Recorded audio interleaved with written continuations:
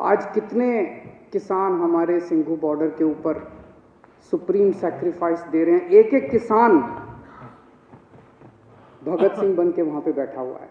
ये तीनों कानूनों को मैं सदन के सामने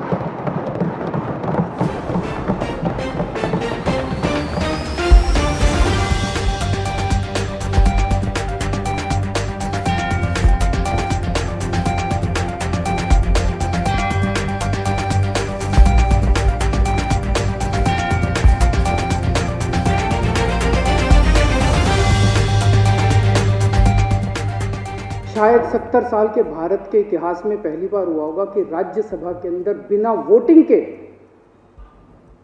वहां पे राज्यसभा अध्यक्ष ने पास करके पास कर दिया, जबकि पूरा हाउस चिल्ला रहा था कोई वोटिंग नहीं कराई इसके। ऐसी क्या आफत थी कि ये कानून पास कर दिए गए। पिछले 6-7 साल से आप लोग देख रहे हो कि भारतीय जनता पार्टी ने चुनावों को कितना महंगा कर दिया। कितना पैसा खर्च होता है चुनावों के अंदर, कितना पैसा खर्च होता है। ये कानून किसानों के लिए नहीं बनाए गए, ये कानून भारतीय जनता पार्टी के चुनावों की फंडिंग कराने के लिए बनाए गए। ये 3 कानून हैं। ये तीनों कानूनों को मैं सदन के सामने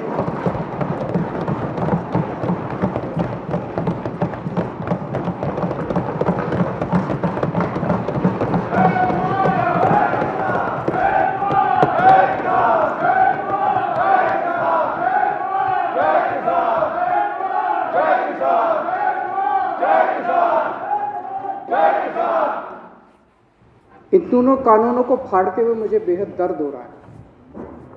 मेरा बिल्कुल मकसद नहीं था इसे फाड़ने का, लेकिन आज जब मेरे देश का किसान सड़कों के ऊपर 2 डिग्री टेम्परेचर के अंदर सड़कों पे सो रहा है और वो तकलीफ में है, तो मैं अपने देश के किसान और अपने देश के जवान के साथ गद्दारी नहीं कर सकता। मैं भी पहले इस देश का नागरिक हूँ, मुख्यमंत्री बाद में हूँ।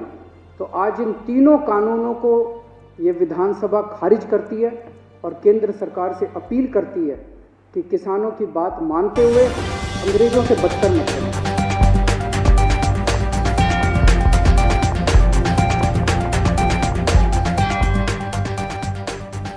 अभी तक 20 से ज़्यादा किसान इस आंदोलन में शहीद हो चुके हैं। इस आंदोलन को भी 20 दिन हुए हैं, तो लगभग रोज एक किसान इस आंदोलन में शहीद हो रहा है। मैं केंद्र सरकार से पूछना चाहता हूं कि और कितनी शहादत और कितनी जान आप लोग लोगे उसके पहले कि आप इस देश के किसानों की बात सुनोगे। अध्यक्ष महोदय, अंग्रेजों के समय एक ऐसा ही आंदोलन हुआ था 1907 में। उस आंदोलन का नाम था पगड़ी संभाल जट्टा। पंजाब में आंदोलन हुआ था, बिल्कुल हूबहू ऐसा ही आंदोलन। वो आंदोलन भी 3 कानूनों के खिलाफ था। अंग्रेजों ने 3 कानून पास किए थे, Bari Doab act, Punjab land colonisation act, Punjab land alienation act. और पंजाब के किसानों ने इसके खिलाफ आंदोलन किया था। इतनी संख्या में लोग इकट्ठे हुए थे।